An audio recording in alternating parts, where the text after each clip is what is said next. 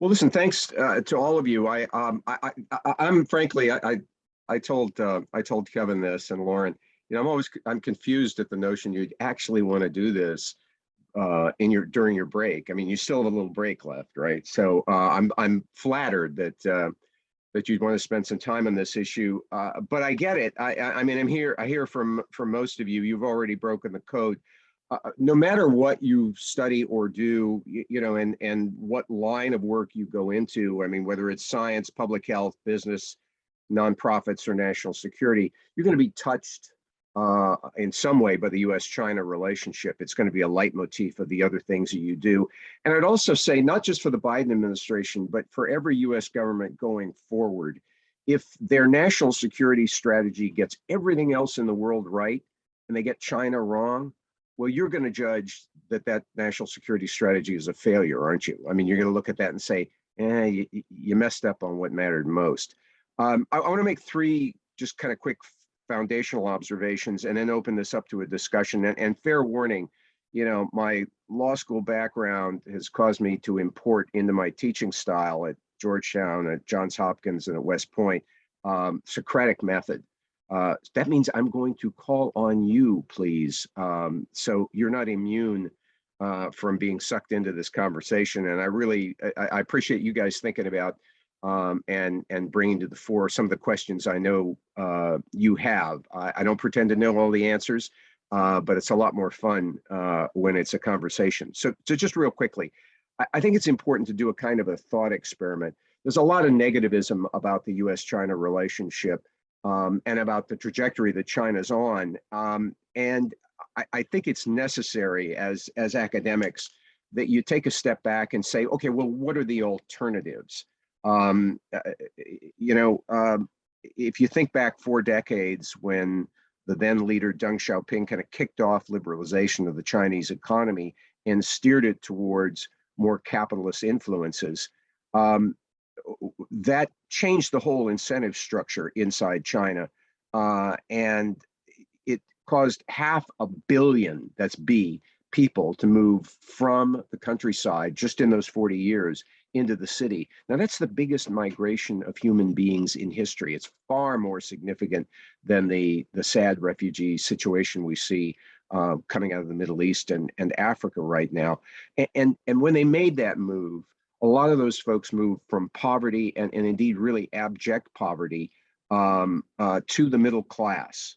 I have a friend, a very conservative Republican friend who used to train Navy SEALs.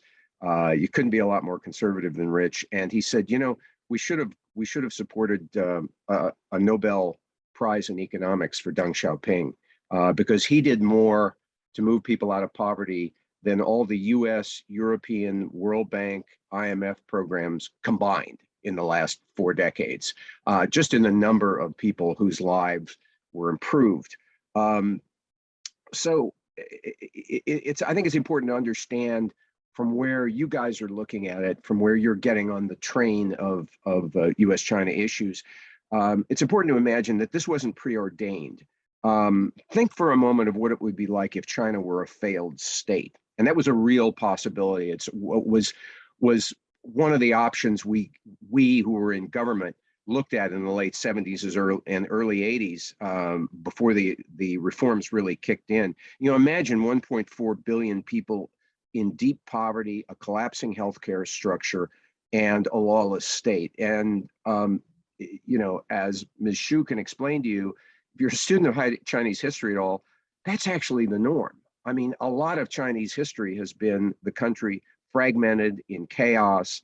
It happened as recently as the 1920s, and it happened for 250 years in the period of the Warring States. So when Chinese colleagues think about worst cases, they actually have a historical reservoir that's quite frightening in that regard. It could happen. It did happen before. China also could have remained a pure authoritarian state, a no-kidding communist state, or neo-fascist.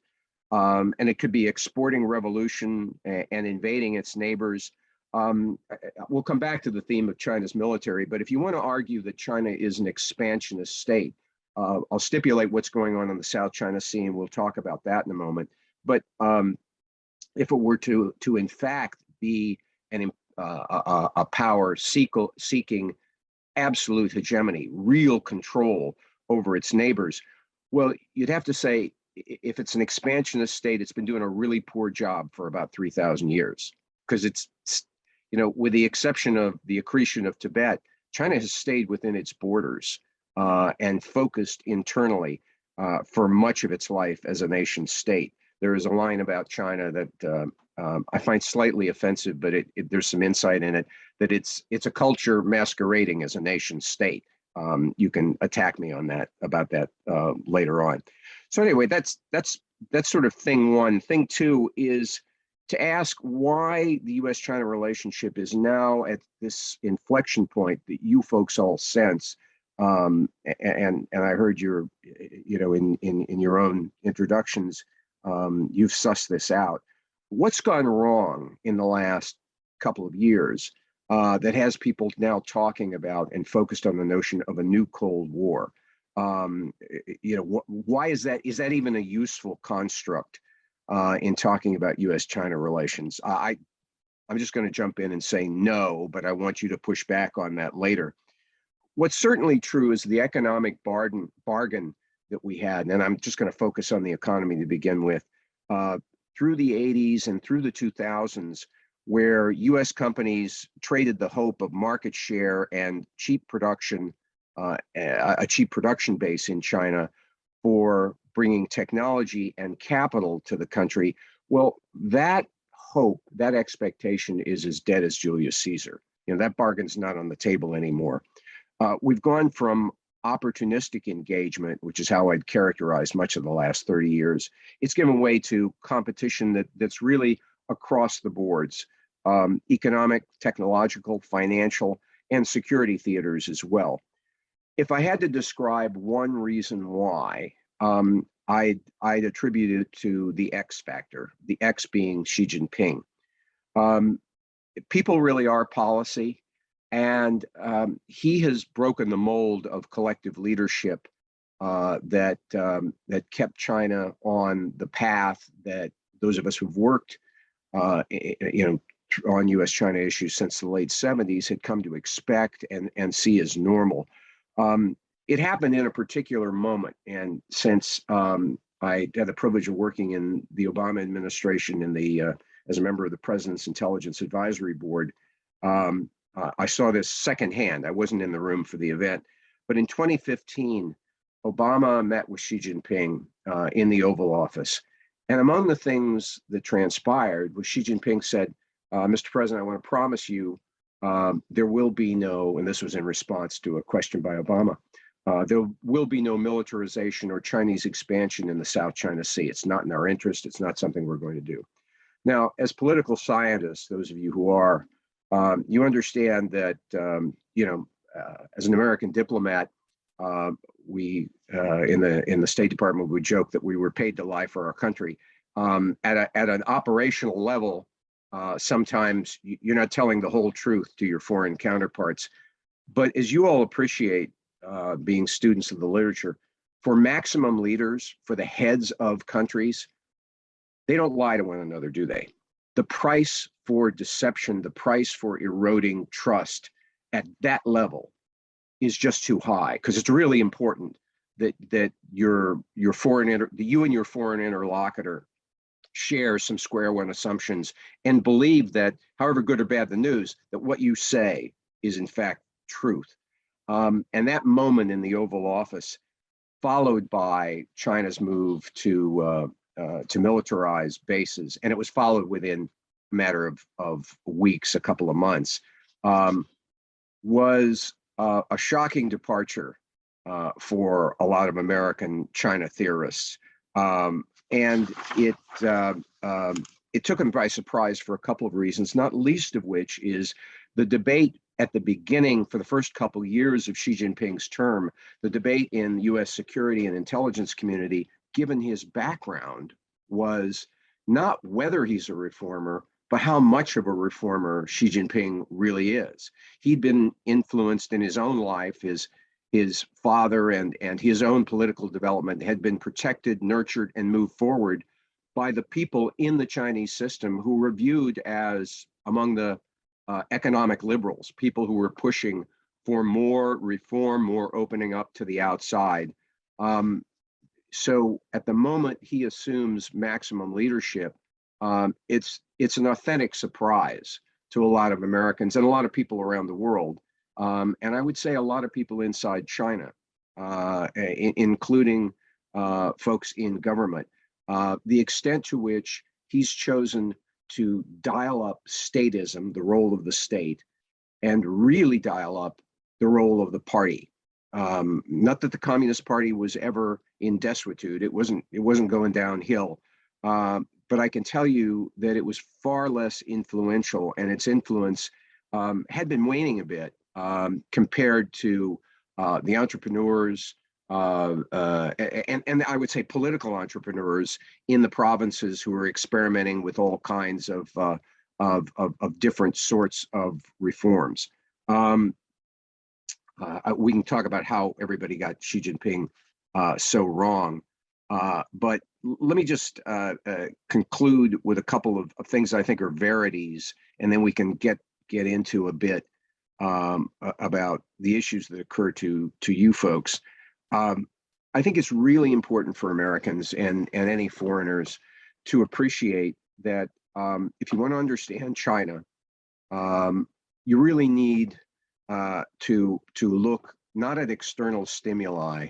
You know, there's a whole lot about the United States that you guys appreciate, especially those of you who focus on foreign policy issues. That's a response to conditions in the world. You know, a lot of what's happening to the Biden administration right now is the aftershocks of events in Afghanistan. But if you want to understand China, it's really wise to look inside China for the motives, the incentives, and the trends that cause senior leaders to be focused. I think we'd be very surprised at the number of days and maybe weeks that go by when no one at the maximum levels of the Chinese government, the state council or Politburo, where no one mentions the name the United States. If you've got stewardship of nearly 1.4 billion people, you've got a lot to worry about internally. Job creation, perpetuating wage growth. And by the way, you know, I started out in kind of a defensive crouch talking about the alternatives that could be with China. Let me say that, you know, we've now got, as a result, in no small part, the result of the nudging of U.S. and other allied policies, we've got a Chinese leadership whose legitimacy is powerfully dependent on improving quality of life, you know, at or near double-digit GDP growth every year, and wage growth. I mean, Chinese people just expect their wages to continue to grow, their optionality to grow, to be able to do more and more, to travel both domestically and internationally. And that creates something that I'll wrap up with here. If you're a member of the Chinese leadership, you're not really thinking a lot these days about Kazakhstan or Ukraine or even Japan.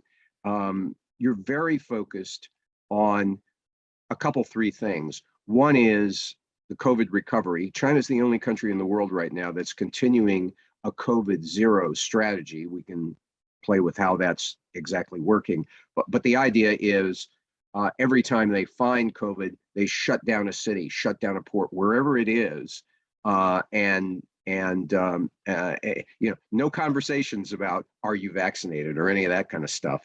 You know, the coercive power of the state is used to maximize the effort to contain COVID, and the associated focus is on resurrecting the economy, making sure things continue to grow. China faces some stumbling in the property market right now. You may have read about. It's a serious problem. And the associated problems I mentioned before of the middle class trap. This is something, if you just Google that term, you'll find that whether the country is Brazil South Korea. It's really tough to manage the moment, measured in years, but a moment when the bulk of the population move into the middle class and bring with them global middle class expectations about the quality of their life, about healthcare, about environment. You know, I'm sitting here drinking water out of my cup. As Sally can explain to you, there is not one city in China where you can do what I'm doing, where you can drink tap water without thinking about it. You go into a Chinese person's home and they offer you bottled water.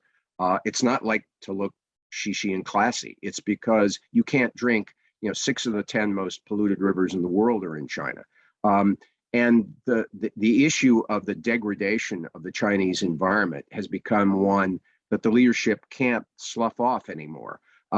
So, when Chinese leaders are thinking about principal challenges, it's environment, it's public health, it's the social safety net that hasn't been constructed yet to a point that gives people confidence.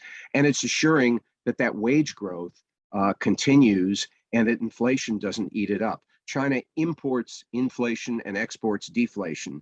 But last year, there were more shoe manufacturers that have moved to Indonesia than went to China. So the low wage growth, China's now focused on high quality growth.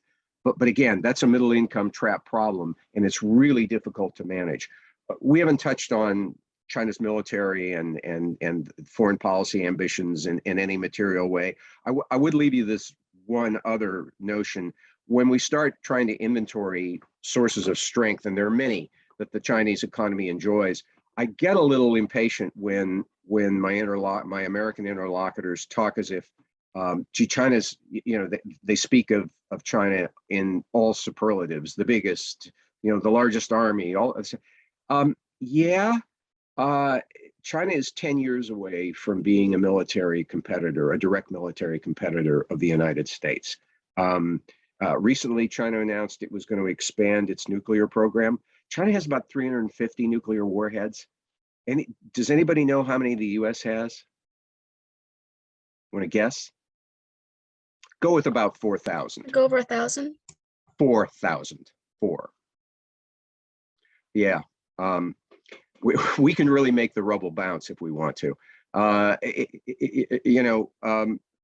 Chinese military hasn't fought a war outside of a little border skirmish with India since it had 2 unfortunate incidents on the Vietnamese border, and it didn't come out too well in either of those.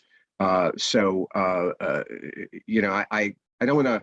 I don't want to make light of China's military advances. They're very significant. It's a national priority, but they're not peer competitors of the U.S. And no one my age in the Chinese military has been in combat. That it actually matters whether or not your fighting force has fought. Anyway, a lot of issues flow from this. I've just kind of thrown out a Jackson Pollock version of China issue management, but I'm anxious to hear from you folks. What, as you read into the issue, and by the way, I want to find out, what are you reading on U.S.-China relations? What's provoked you? What do you find interesting and useful? And I'll even presume to have some suggestions if you like. The floor is open. Please go ahead. I hate, by the way, I hate Zooms. I love Zoom. We've established that, right? I hate the question function. Do what Mason just did. Like put your hand up. We're a small enough group. We can handle this. Yeah. I go with Ms. Xu first.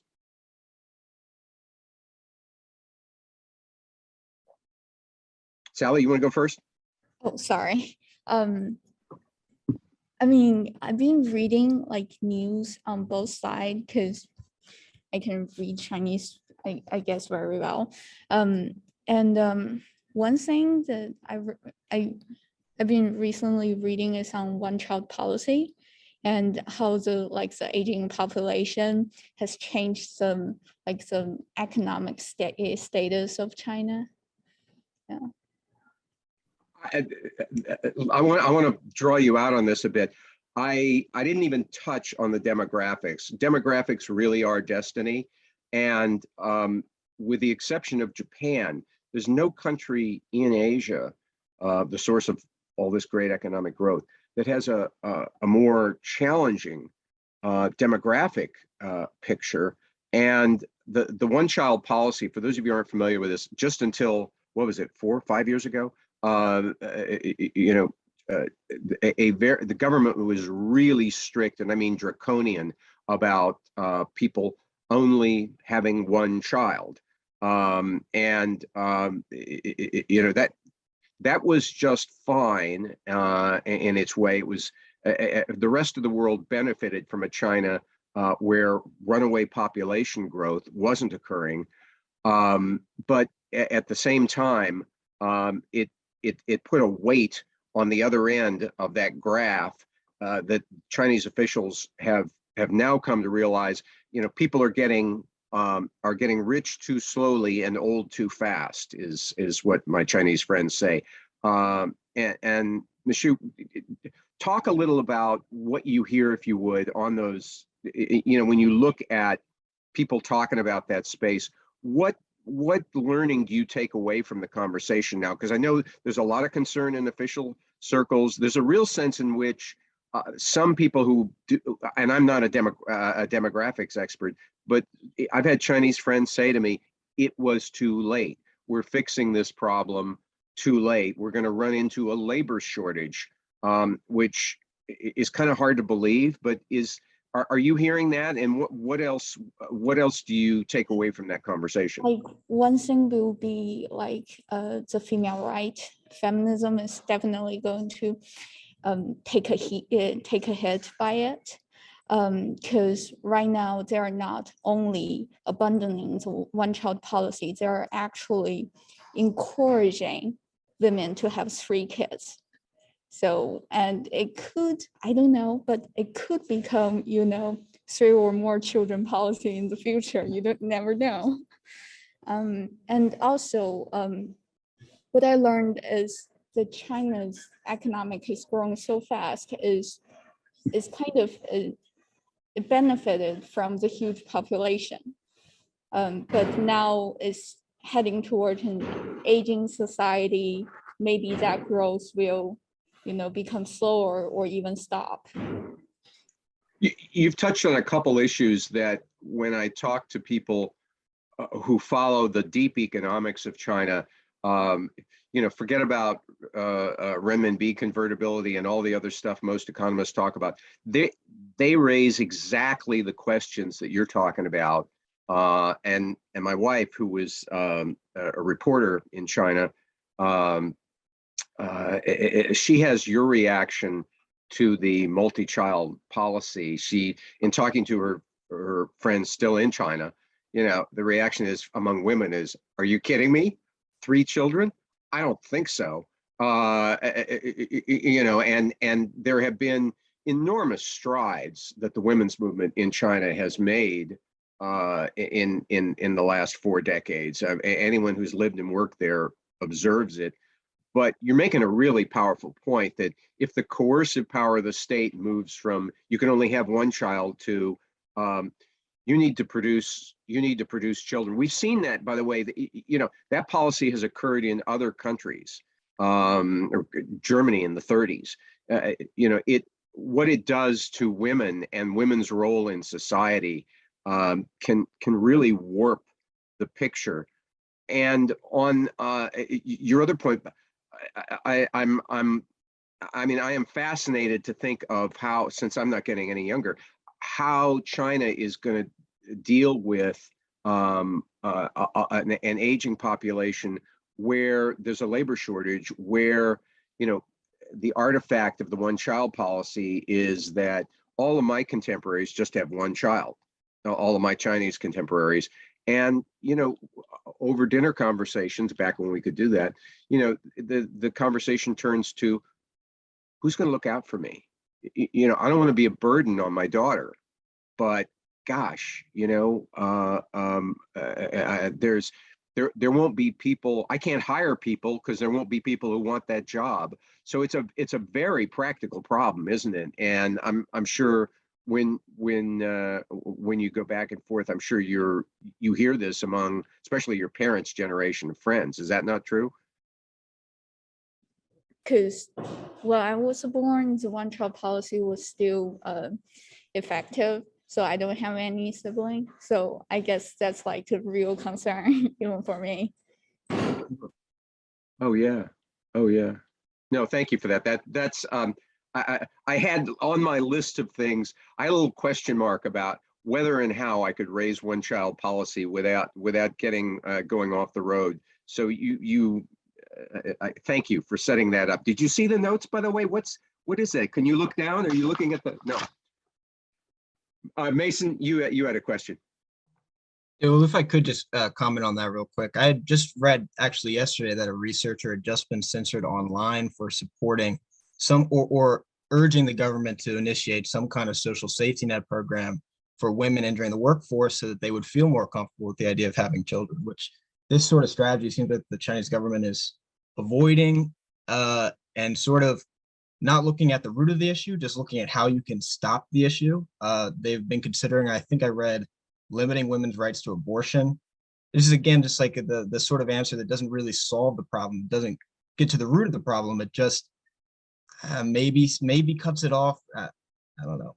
There's similar criticisms to other Chinese initiatives like the anti-poverty initiative, in which people criticized the government for maybe moving people to urban areas and then providing them with some kind of check to say they're above the poverty line, but then they don't really still have steady income.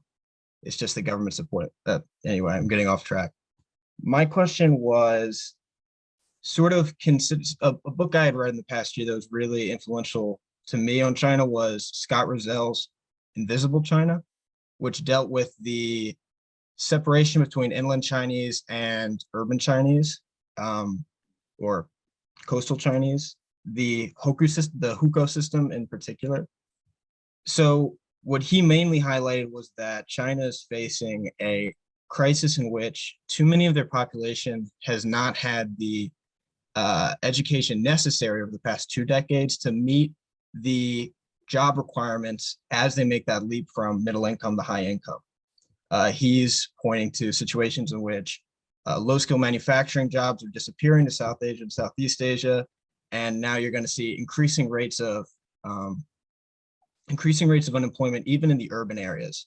And now people don't really have that same kind of opportunity to go to rural areas and maybe work on their families' farms as that sort of welfare system that many in Southeast Asia or many in Northeast Asia have relied on their economies. I wonder what you think China can do in the future to sort of combat this issue. I know it's difficult with education because it's such a long-term investment that if you have a crisis right now that you know is coming, even if you implement these educational policies right now, you're not going to see the outcome for another 20 years when students start to graduate. Do you see a future in which Xi Jinping, maybe through the common prosperity agenda, eliminates the hukou system, provides greater aid to rural areas in China, greater rural development? That's it. Yeah, Mason, great questions. There is, back to my all incentives are internal in China. This is the subject that I promise you, outside of the Olympics and the October party meetings and how Xi Jinping manages his unprecedented third term, the idea of poverty alleviation and what form the social safety net is going to take. I promise you, this is taking up a lot more of senior leaders' time than a host of things that Americans imagine Chinese leaders are sitting around talking about, because these are such elemental problems. The social safety net, just one quick anecdote, about 4 or 5 years ago, I took a US investment client in to see a man who at that time, he's moved on to a different job, but ran the Chinese social security system. And I'd known him when he was a banker, and we sat down, and the Americans, the American investment guys were saying, gee, we'd love to manage part of the Chinese Social Security system's money. We'd like to bring American financial architecture to work for you. And my friend sat there looking at him, and I could tell he was getting uncomfortable. And he said, "Look, guys, stop." And by the way, he said something very much like that. His English is better than mine. He said, "You do understand that I'm head," and he had just come into the job. He said, "I'm head of the Chinese Social Security structure, and I don't even know how many people I'm obligated to take care of." He said, "This system is frayed and the product of inattention for so long. We don't even have good numbers." He said, "I don't know what my contingent liabilities are." And he said, "And as a government employee, that's an unacceptable situation to find myself in." So Mason, all of this is like really hard, and B, it is foundational to the success or failure and of the Xi Jinping era. And he's dialed that risk up, hasn't he? I mean, he's said, "Judge me on poverty of alleviation." Well, that's a very big ask. And the problem set, as Sally was indicating, the problem set is just getting worse and worse with the demographic shift. The old model isn't sustainable. I mean, clearly, he wants to refocus on domestic growth. That's just fine. But that assumes an expanding consumer base. And what we could tell them as Americans is they're actually only, I might have 2 cell phones. I don't, but many people do. But I'm probably not going to have 3 cell phones. I might have a large screen TV, but I'm probably not really going to need 5 of them. So if you're looking at consumption as the remedy for the social safety net problem, you might want to think again, because the consumer base is not really expanding; it's contracting, and the tolerance for an infinite amount of Chinese exports into you can't any longer sit down as a head of a Chinese state-run enterprise, say, "Okay, 2/3 of my production is going to exports," because in fact, there's increasing resistance to Chinese exports, not just from the United States, but from the rest of the world. If you're an Indonesian, I was in Indonesia just before the pandemic, talking to a group of private equity people. Their neuralgia about Chinese exports in the Indonesian economy is really hard to exaggerate. They look at every Chinese product not the way Americans do of, well, this is another cheap T-shirt. But the Indonesian response is, why isn't this an Indonesian product? Why am I holding a Chinese cell phone? I should be holding an Indonesian cell phone. We're smart people. We can do this.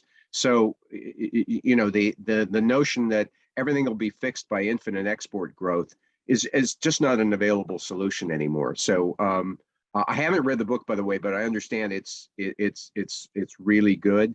One I would recommend to all of you, and this is slightly self-interested, though I promise you I don't get a cut of the proceeds. My colleague at the Scowcroft Group, Ryan Haas, wrote a book this past year just called Stronger. And Ryan does an elegant job, and I promise you can read this book in about an hour.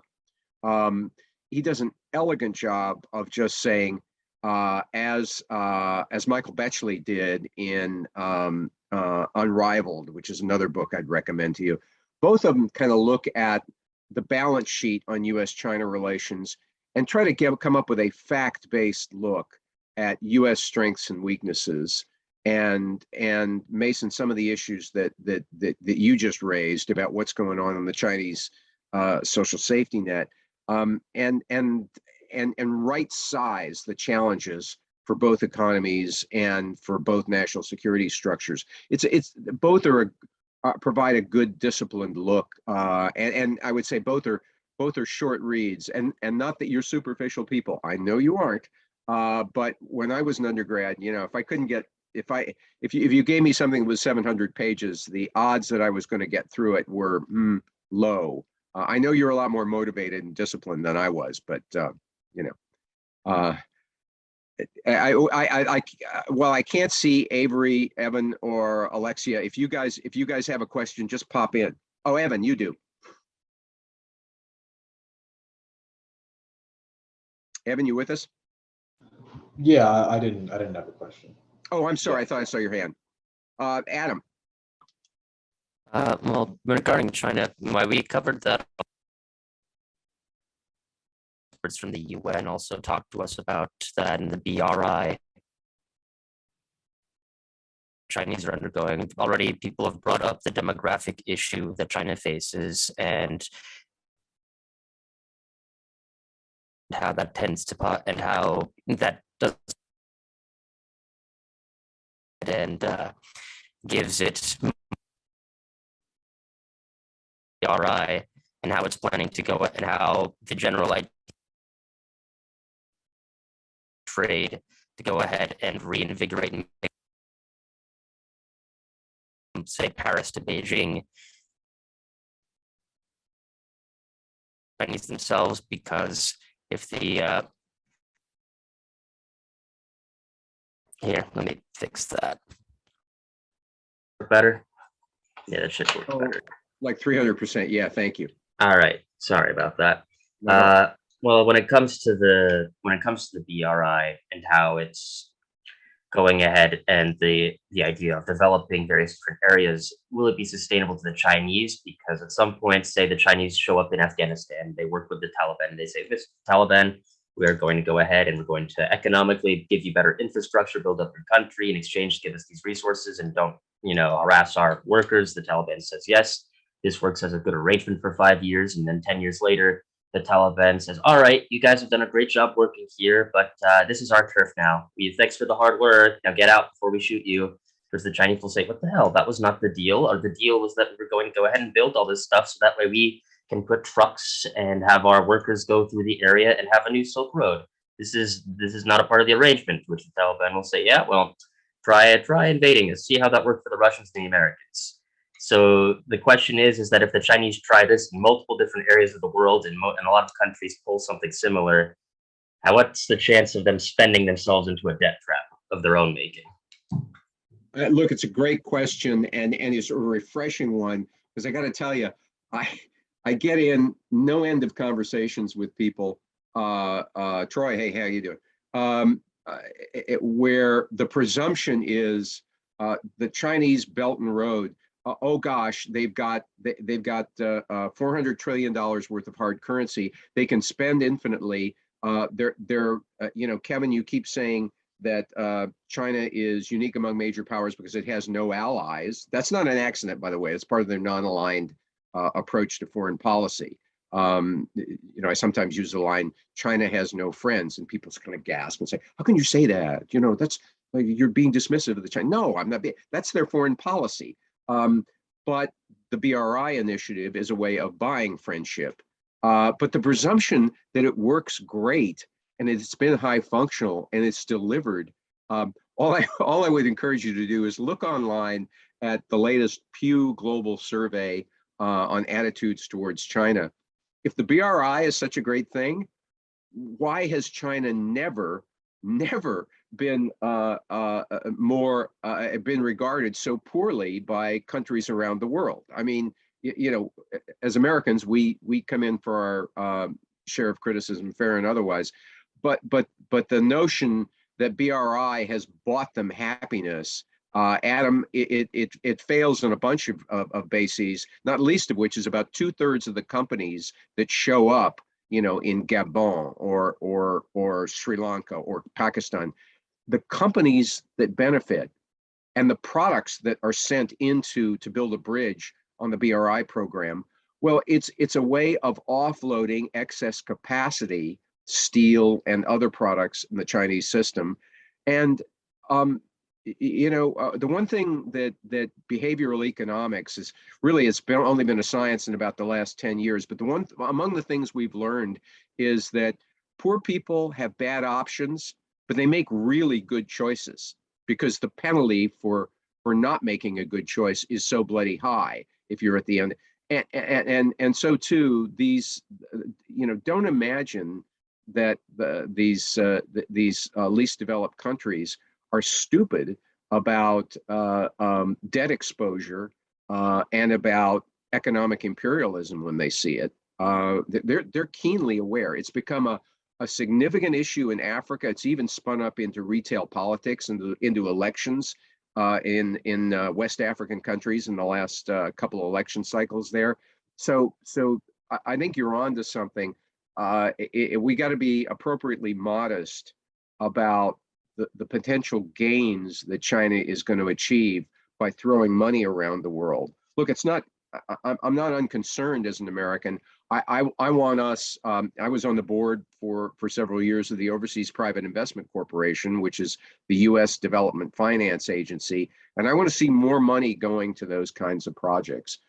They help U.S. companies. They create jobs here, and they create jobs overseas and build capacity for the future.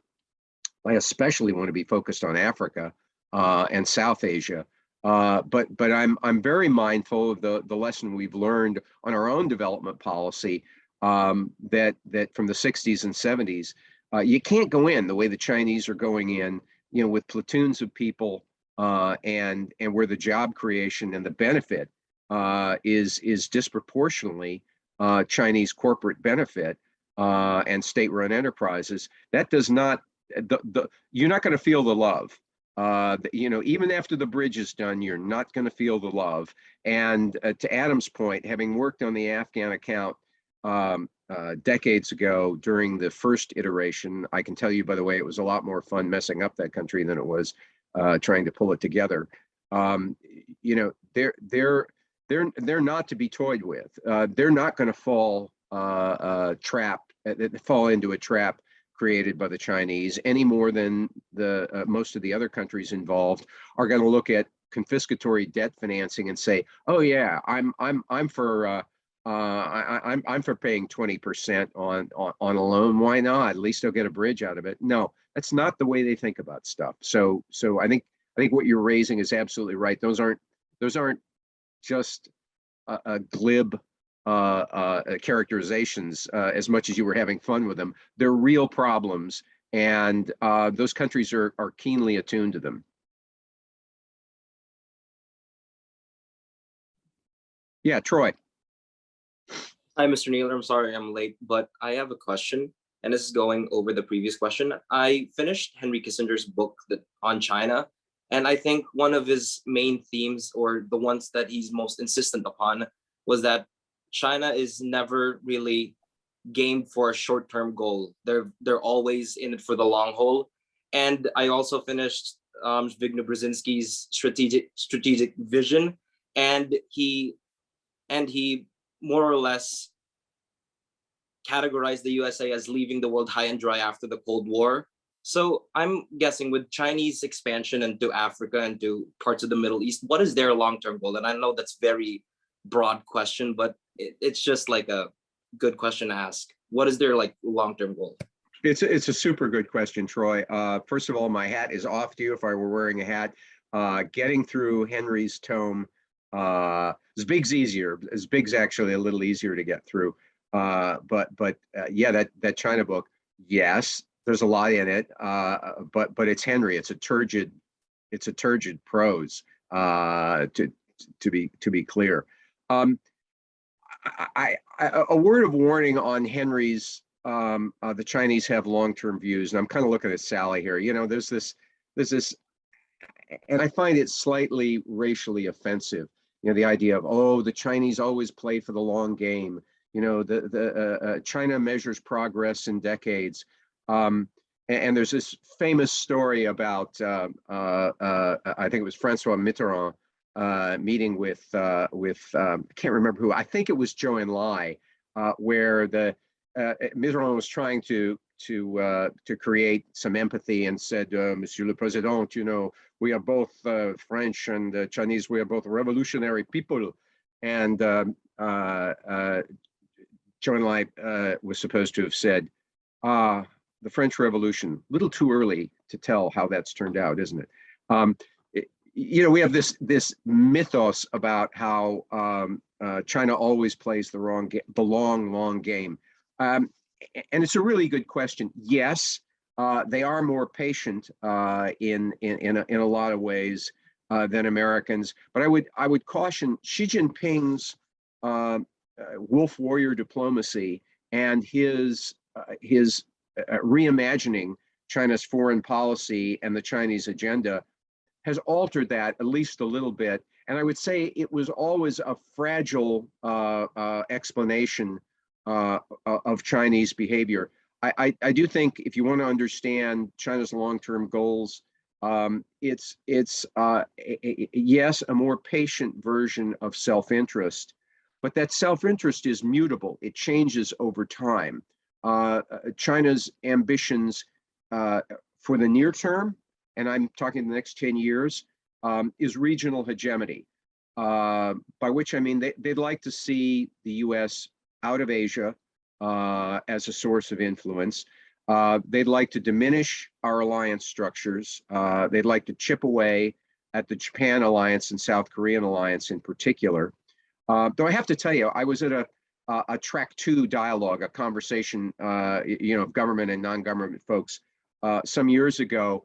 And my colleague from the Defense Department there was banging on the way I just did about how we know what the Chinese want. The Chinese want us out of, they want the US military out of South Korea. And at a break in the conversation, a guy from the PLA, the Chinese military, walked around to our side of the table with his coffee cup and said, listen, I heard what you said, but you don't want to make yourself silly to us. You actually ought to understand there have been 40,000 American troops on the Korean Peninsula for about 5 decades. We know what they do there. They keep South Korea from becoming a nuclear state. They keep Japan from becoming a nuclear state. We're fine with that, So yes, Chinese always have a long view on things. But it's shaped by the same political incentive structure that any great power is. They got to solve immediate problems of the kind that Sally and Mason were talking about, which are internal issues, and they don't have all the time in the world to get that right. They want to achieve regional strength, and that's a decade-long problem, but it's not a 5-decade-long problem. They're not silly about how much time it takes to get things done. And for any political leadership, your legitimacy depends on delivering the goods now, right? In real time. Your legacy is how much you change things, people's lives for the better. So I certainly would never pretend to lock horns with Henry Kissinger.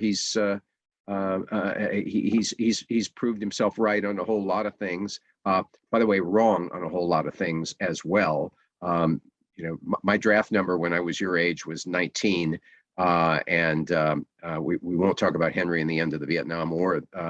But I would not attribute to the Chinese infinite patience and infinite capacity, because they're under real political constraints to get things done in our lifetime too. That's a long-winded answer. Sorry. Yeah. Jared. Thanks so much for your comments so far. I really appreciate it. I guess I was kind of wondering on kind of breaking into the black box of China's governance, maybe.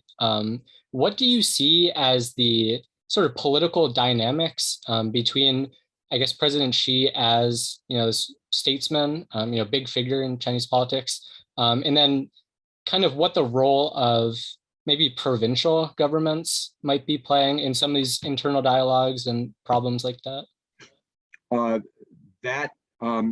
Kevin, I'm not doing any more panels with these guys because the questions are all too high quality. They're intimidating. That is a huge issue, Jared. And one of the things that I get testy with Americans about is the assumption that China has no politics, that it's all big man authoritarianism. It's infinitely complicated. One of the things that probably made Xi Jinping as risk indifferent and as spunky, for lack of a better word, as he has been for his first terms, was that early on in his administration, he faced a regional leader, a guy named Bo Xilai, who had dialed up populism, had started using this almost Trumpian mix of populist sentiment plus uber nationalism. And there was no mistake about what was going on. He was attacking the new central government and setting himself up. And Chinese provincial leaders. And where did Xi Jinping come from? He was a governor. That's how you grow through the party system, is by being a party boss at the provincial level, in municipalities. And a lot of what goes on inside China, including and especially a lot of the economic experiments, but so too the social experiments, social safety net stuff, Mason, and other things, happens at the provincial and sub-provincial levels. It's townships, village enterprises, cities. And I remember years ago talking to a man named Xu Quandi, who was the mayor of Shanghai. And we were at a dinner with him, and somebody said, "Well, you're listening to you and the dynamism and the creativity you bring to economic problem solving. Certainly, you want to aspire to national office." And it was charming. He kind of looked around himself, and this was at a dinner in the States, and he said, "You got to be kidding." He said, "I'm the mayor of Shanghai. Like, I can do stuff. If I go to Beijing, my hands are tied. I'm just another fish out of water. I get to experiment here in Shanghai, the emperor is far away and the mountain is high. People aren't looking over my shoulder all the time.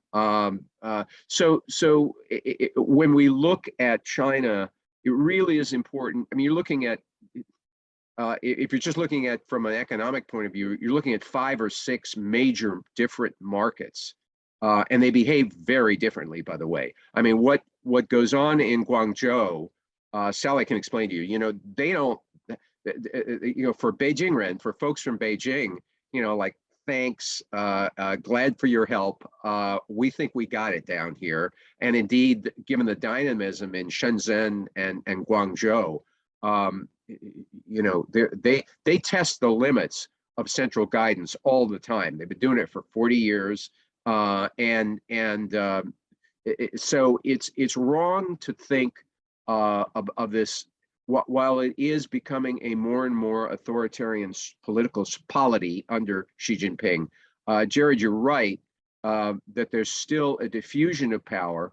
A lot of the most interesting stuff that's happening as political and social and economic experiments has been and continues to occur at the provincial level. So, to be a student of China is to keep one eye on what's going on. And to be clear, it's the central government. It's not only tolerated but encouraged that kind of experimentation over the years. It's becoming less permissive under Xi Jinping, but it's still real important to look at what's going on in those municipalities, and especially the large coastal markets, because a lot of stuff is still happening there. Mason, I'll come to you, but is there anybody else that hasn't had a chance to ask a question? I notice we're almost out of time. Yeah, one last question, maybe. Yeah, Evan?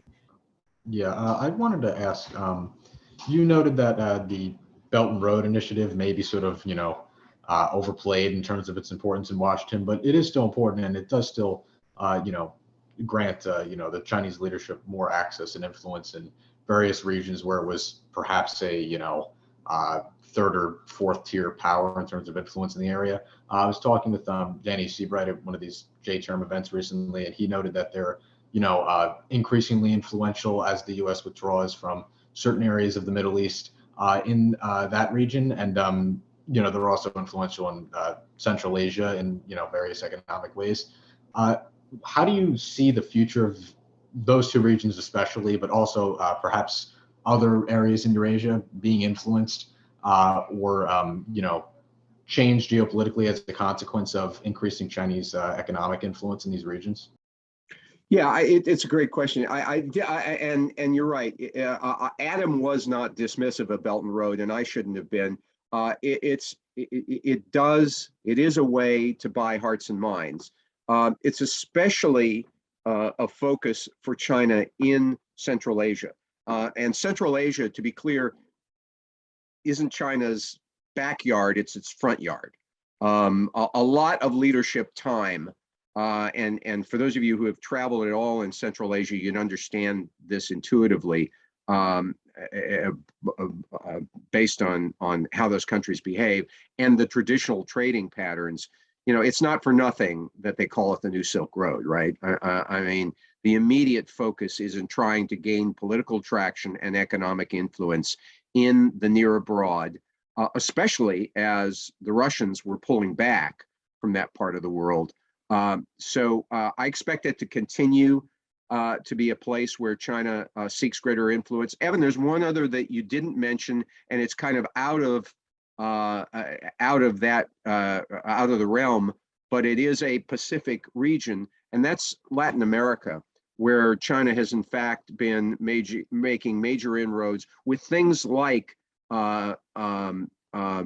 facial recognition technology and other stuff, where they've been harvesting a lot of data from Chinese technology, and where Chinese technology is kind of mission appropriate for a lot of those countries, and where there's not a lot of baggage, not even as much as there is in Africa, about China's goals, objectives, and expansion.